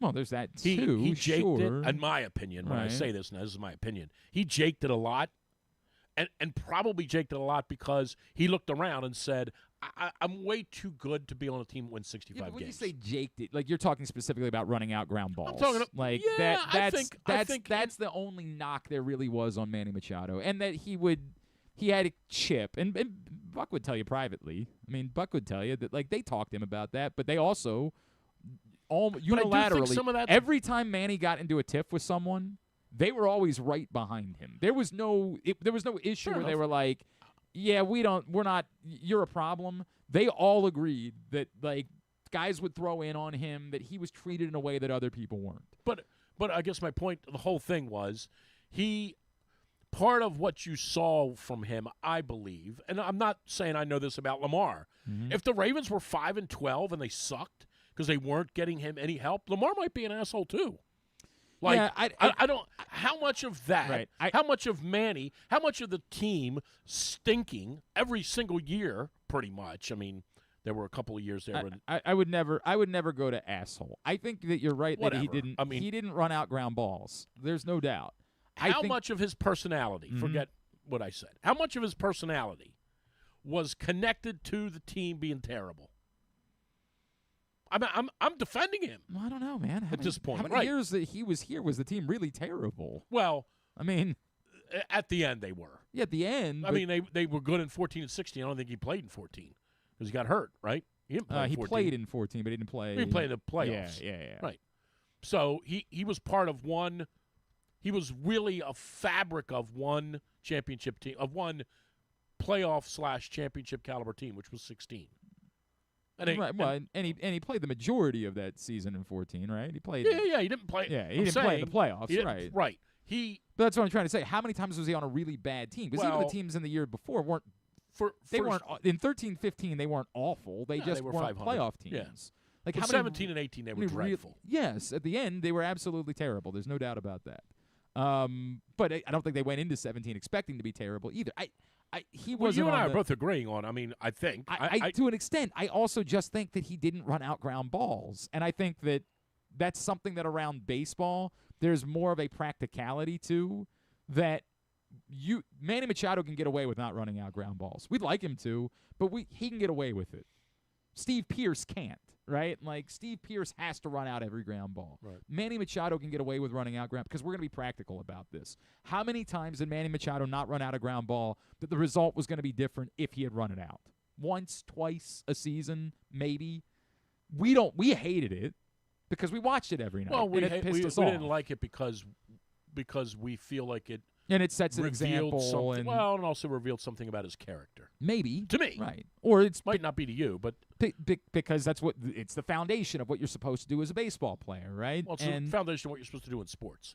Sure. Try hard. Right. Right. And every time. But he tried unbelievably hard defensively. He attempted defensively to do things that other guys would never attempt to do. Sure. Right? So I think there was a calculation that was made. It was a huge blunder, though, to I mean, again, like you said, maybe you needed to do maybe one, of the last 2.5 right. decades, it's the biggest one, mistake. the other, or the other. You needed to do. Right. You needed to have a plan. Are we signing the guy? Are we If trading not, him when the right. value is highest? Or if we're not, Well, you are see we going now, to too, teams are now starting to, and maybe they've already said this to Gunnar, like, Gunnar, if you're not signed by next offseason, we got to move you. Or, like, you got to sign. Or they've got to decide they're going all in. Right. They are saying, Right. we are going to put the Sure. best possible team on the field for 2 years I think before they're kind Gunnar of doing Henderson that is now. gone. I mean, I don't think they're. I don't know. I don't think they're not doing that. Personally, They're still trying to be calculated in it. That's the problem. That you can't be well, the lockout. calculated. You almost can't count what's going on now. No, there's something to You be said really for can't that. count. You have to give every one of the except the Dodgers. You have to give them all a pass because they're all petrified. We can't. Are they all petrified? Well, the Dodgers aren't. I mean, are the Detroit Tigers, who just spent an ungodly amount of money on Framber Well, Valdez? we spent fourth most money in baseball. I understand that in the offseason. We spent a lot of money. But I think they're but for 1 year guys. But they signed Pete Alonso and a bunch of okay. 1 year guys. Okay, but they spent money. But again, that's why they're spending 1 year money because they're afraid of what's going to happen next year. Yeah, I don't know if that's with the Orioles. I have no idea if that's about next year. Yeah, or we if that's shouldn't just, count. We shouldn't say that. Just the Orioles are the Orioles. That's I got to the- go. It's 12:30. I got to run. Oh yeah, what do you have a luncheon? I got golf, man. It's crazy. All right, what's going on? Drew's morning dish. Well, yeah, I'm talking to people at Golf Galaxy. Okay, anything else? I'm trying to let you plug No, everything's something. good. Oh, Drew's morning dish. There we go. Can't we That's get it, rid of that's it. Oh, I don't. I got nothing for you. Oh, the league's not even going on. I think they had the All-Star what happened game. at the What All-Star happened? game? Yeah, you're a guy. 50 to 30 or something was the score. Something Nailed like it. that, wasn't it? Nailed it. I 48 watched. 48. Who won the dunk contest? Oh, that dude.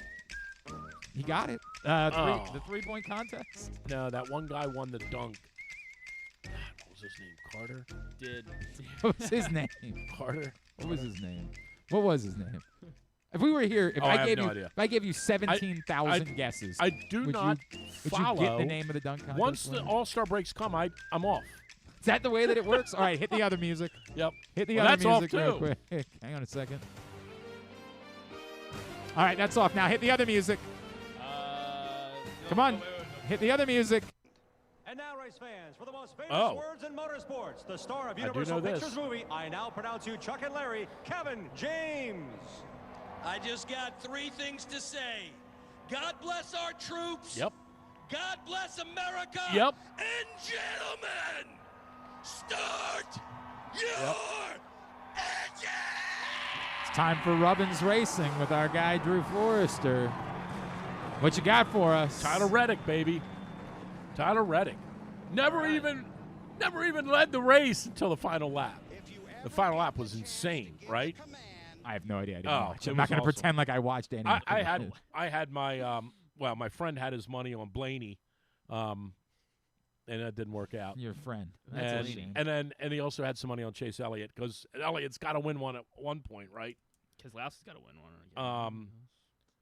Heck of a race, though. I mean, it was over in 3 hours. Like, finally, we got a race that was just they raced, and it didn't take 6 hours like it usually does. And of course, the real story of the Daytona 500 was Reddick winning. And that meant Michael Jordan. And Michael Jordan, Yeah, of course. Well, everything Michael Did you Jordan. see the weird video? He should be Did the you see Ryder. it? Did you He see should definitely be the Ryder Cup captain. Oh yeah. And I'm almost not really. I'm almost being serious. Did you? I'm almost being serious. Like the president saying that we should hire Dick Vitale or Coach K to run the Ryder Cup team. Well, God. President Trump said that? I think that was what he said. I don't remember. I mean, he's had some good ideas. Has he? Did you see the video that everybody got worked up about? Regarding? Michael Jordan. No. Oh, boy. No. Oh. It's very awkward. It's not bad, but it looks terrible. Here, I just sent it to you, Griffin. There's this video of Michael Jordan after the race. They're all in the winner's circle. They're all doing their thing. And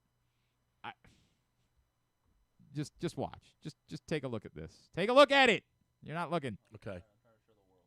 Griffin's trying to show the world. Here we go. This it doesn't look great is all I can say. Here.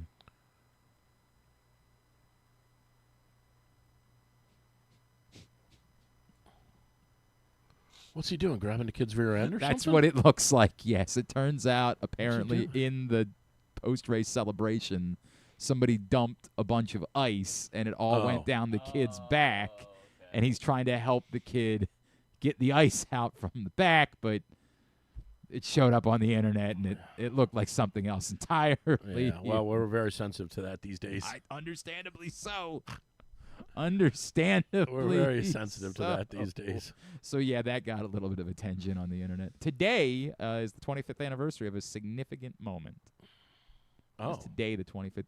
You're the sports guy. Today is a very significant anniversary.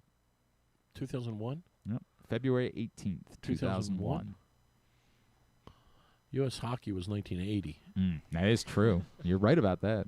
I don't know. I brought it up in relation to Rubbins Racing. The NASCAR segment. Okay. And you're a NASCAR guy. I am. Won the Super Bowl 3 weeks ago. 20. Well, yeah, that has nothing to do with NASCAR. When did Dale Earnhardt die? 25 years ago today. Dale Earnhardt. 25 years ago today. Dale Earnhardt died at the Daytona 500.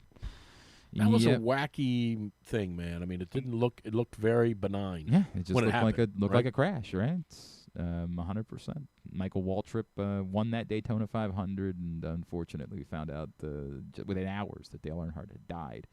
And the final lap of the Daytona 500, which in a way is the most poetic thing that has ever occurred in the history of humanity. Right. It would be like Tiger having a heart attack on 18th green. Right, at Augusta. I mean, is he going to play? Is that what I saw? He's going to.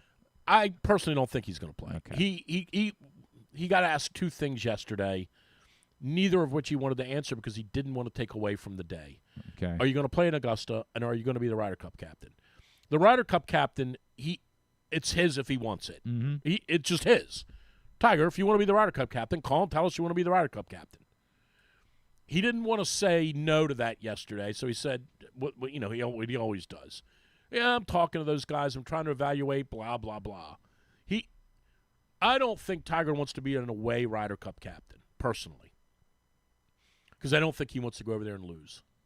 I think he wants to do it at home. Okay. I think he would have done it at home last time, but I don't know what happened.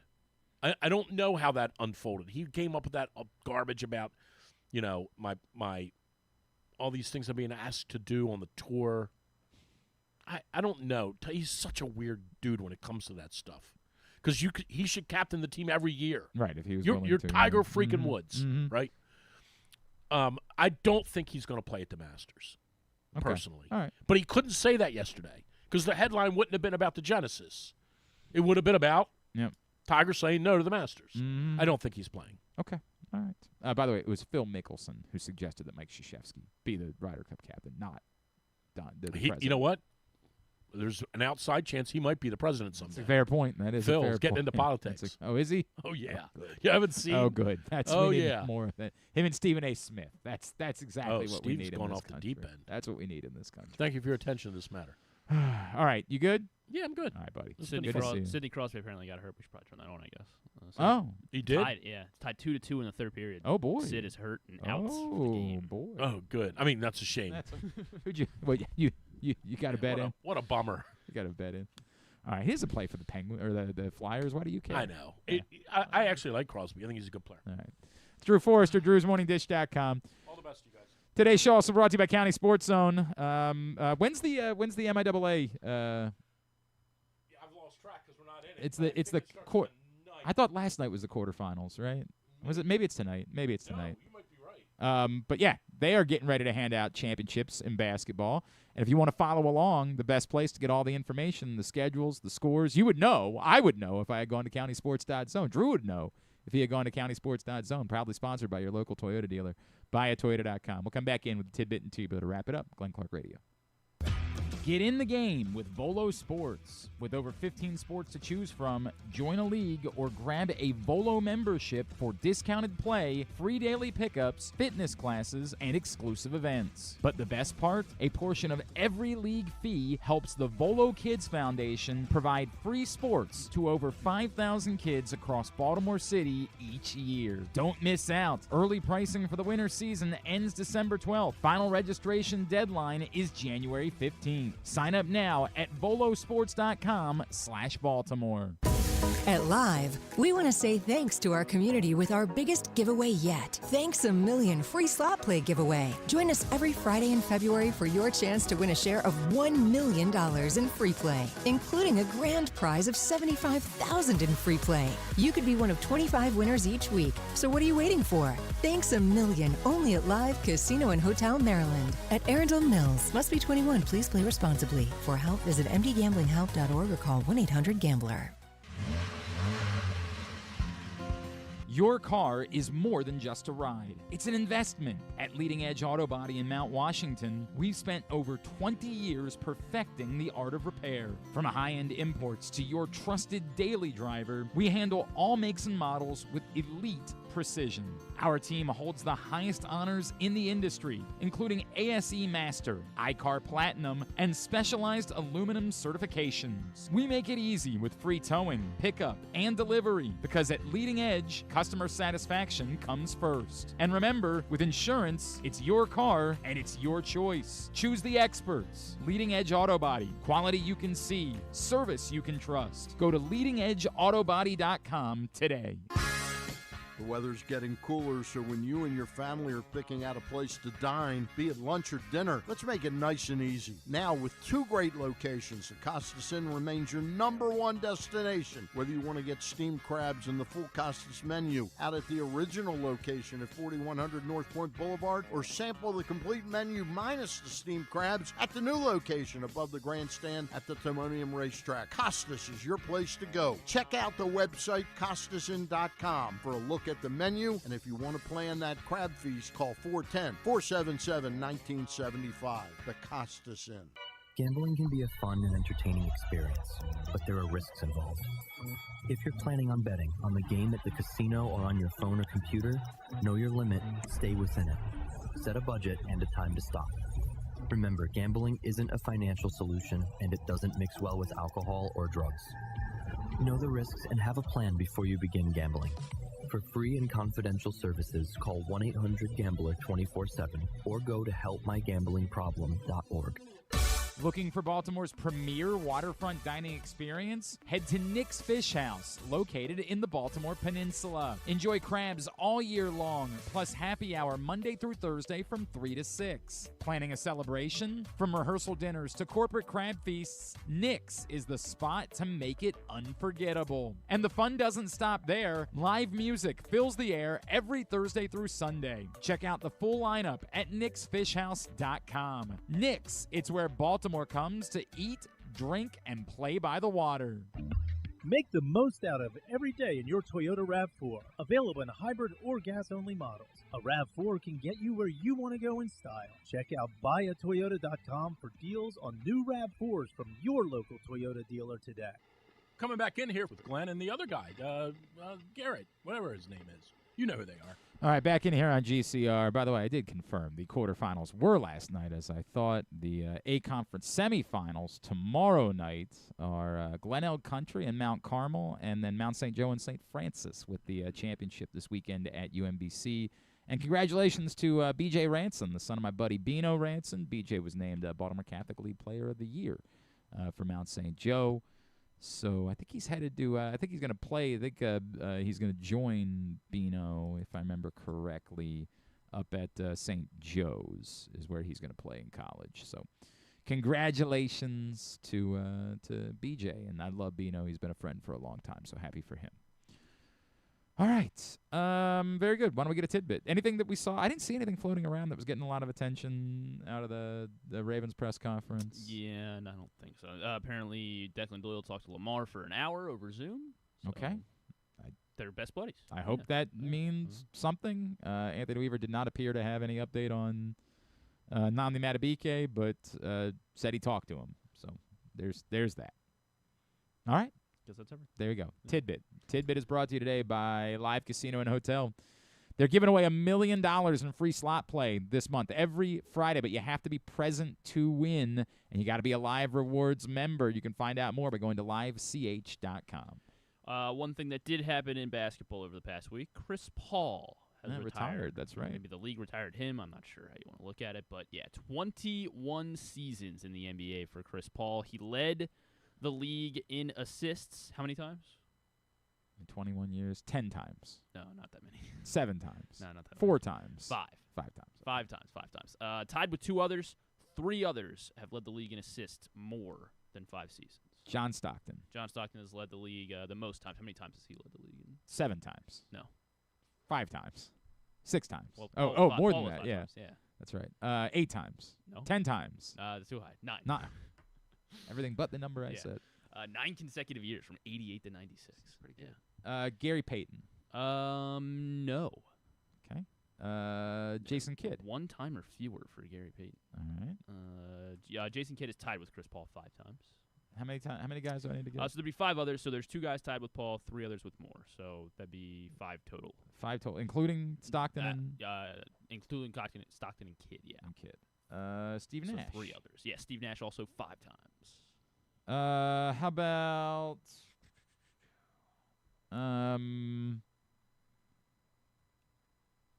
about Magic? Only 4 times. What a bum. Yeah. What a selfish player. What a pathetic loser. How about Isaiah Thomas? No. Okay. I think Isaiah Thomas did it once. Wait, no, he couldn't have because he played overlapped with Stockton. That's a good point. Yeah. So Westbrook.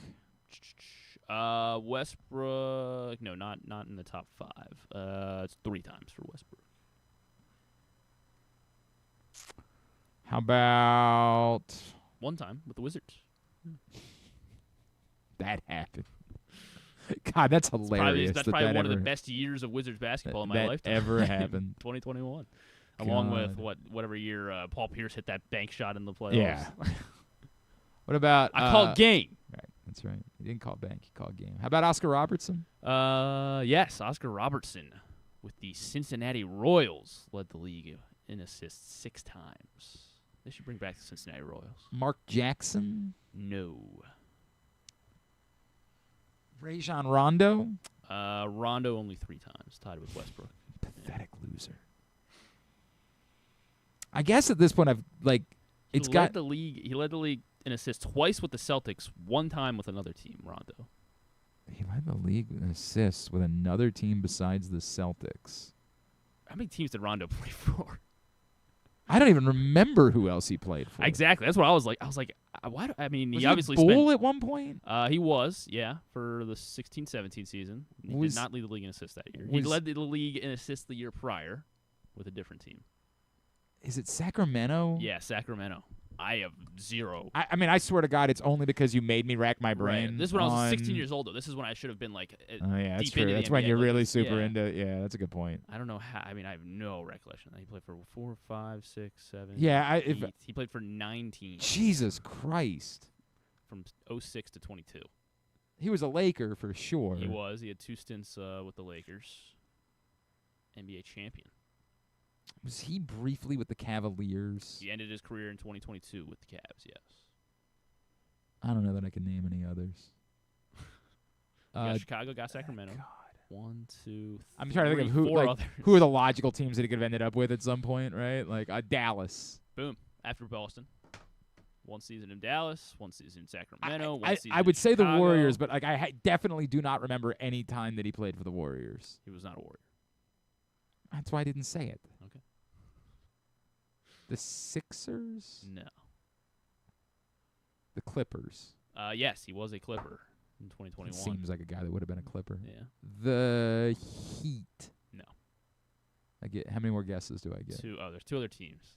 So I've got 2 wrong. So this is I go by the Patrick Stevens rule. I went 7 of 9 on Rajon Rondo. Okay. All right. So Who are the other? So you're out. He was a Pelican after his Bulls stint. I don't remember that. And then after his first stint, so the year after COVID, after his first Lakers stint, he was the Hawk. Sure he was. Sure he was. All right. Who are the other? Yeah, you're right. We got sidetracked on Rajon Rondo. There's one other. There's one other in the top 6 here. And I'm assuming I have to go back a ways on this one. Yes. The 50s. The 50s. He was a Boston Celtic every year. Oh, Cousy. Bob Cousy. Bob Cousy. Stockton, Cousy, Big O, and then Kid, Paul, and Nash all tied at 5. Very good. Here's what's coming up tubular-wise. Tubular is brought to you by the Stan the Fan Variety Hour. If you missed Stan and Luke chatting with Liam Bowen, baseball coach at UMBC, you can find that Facebook.com/PressBoxSports, YouTube.com/PressBoxOnline, or PressBoxOnline.com/video. Stan shows, as always, brought to you by the Costas Inn with 2 great locations. One, the OG in Dundalk and North Point Boulevard. The other one in Timonium at the Grandstand. Here's what's coming up tubular-wise tonight. 8 o'clock on Big Ten Network, Maryland Northwestern. ESPN Plus at 3 o'clock is Navy-Delaware women's lacrosse. Then Army-Loyola hoops at 7. Lehigh-Navy hoops, that's a big one. If Navy wins, they clinch the Patriot League regular season title and would host should they make the championship game. That's 7 tonight on ESPN Plus. Maryland and Georgetown women's lacrosse tonight at 7 on ESPN Plus. Stevenson lacrosse takes on Elizabethtown at 7. GoMaxSports.tv. As far as the Olympics is concerned, the big one, of course, is the USA-Sweden men's hockey quarterfinal. That's at 3:10 on WNBC. What do you know about pig vomit? Nothing. What do you know about pig vomit? I would probably want to get away from it, I guess. I don't know anything about pig vomit. Of course you don't. Gross. You should probably watch Howard Stern's Private Parts at some point. Oh, I probably should, yeah. It's a pretty legendary film. All right, non-sport. Everything else, go to GlennClarkRadio.com. Is there anything significant? Is there a big hoops matchup? Who you got? Season 1 finale Star Search on Netflix. Ed McMahon. Really? Is he still with us? I don't. Ed's got to have passed, right? There's a Being Gordon Ramsay doc on Netflix as passed well. in 2009. Or maybe it's like reality. It's like it follows. Would have been 103 years old. It's the Gordon Ramsay thing on Sure. Netflix. My wife will probably want to watch that. Dove Cameron's in a show called 56 Days on Prime Video, based on some novel by Catherine Ryan Howard. Okay. So it sounds, I don't know, Sure. maybe interesting. I guess that's really Rental Family streaming on Hulu. That is Brendan Fraser goes to Japan and acts and just like fills in as a part of I do Interesting vaguely remember that. Yeah. Yeah, I didn't see it yet, but that's on Hulu. All right. And Wild Boys on Paramount Plus. Apparently, it's a docu-series. A mystery unfolds when 2 young men emerge from the forests of British Columbia, claiming to have been raised entirely off the grid. Interesting. Yeah. Interesting. That's on Paramount Plus. All right. All right. I've got it. I mean, I don't know if I'm going to watch it. Yeah. I got to watch that Next Top Model thing before I'm just tomorrow. trying to think, like, has Paramount Plus done a great documentary? Like, I don't remember which ones are on Paramount Plus. We know the Hulu ones are usually bad because they're like made for TV and so they're just repetitive and they usually come out like a week. Like the Diddy one came out like 2 years later. Yeah, but I mean even the ones they put time into, they like make they're 30-minute episodes because they're purposely for like ABC or something. Oh, and it's just bad for trying to watch. Netflix is the only one that we really fully trust. I think that's the case. All right, very good. Thanks today to Drew Forrester. Thanks to Buck Showalter. We'll get that up in the greatest hits section of the... Senator John Ossoff will be on Colbert tonight, along with Thundercat. There you go. Tab at GlennClarkRadio.com. Sure. Tomorrow on the program, the great Buck Williams is going to join us. Hoping this is the year he finally gets the call for the Naismith Hall of Fame. He was named as a finalist once again. He'll be at the Maryland game. Was that Sunday when they take on Washington? Saturday? I don't remember. It's Maryland basketball. This weekend. Let's not pretend like I'm going to be invested. But you can meet Buck Williams, and that's a good reason. That's a much better reason to go than watching Maryland basketball. I would just maybe wander down, get a cheap ticket, meet Buck Williams, and then 3 o'clock on Saturday. Enjoy the rest Game of your starts day. at 3. There you go. I think autograph sessions, 1 or 1:30. Stuff and Things? Yeah. Stuff and Things. Patrick? Tomorrow. Oh, yeah, Patrick. Oh, it's a lot of college basketball. I know, I just realized that too. Okay. Thanks to everybody at PressBox, all of our great sponsors and partners, including Live Casino and Hotel, a Leading Edge Auto Body, the Costas Inn, Volo Sports. The college basketball's good, so it's worth talking about. Nick's Fish House. What coach is going to yell at the media today? 1-800-GAMBLER, helpmygamblingproblem.org. Countysports.zone, your local Toyota dealer, buyatoyota.com. Thanks to Griffin. At Griffin_Bass. Follow us, Twitter, Instagram, and TikTok at Glenn Clark Radio. Have a great Wednesday evening. Go Terps. Go everybody else. Navy, Loyola, the whole deal. Duke sucks.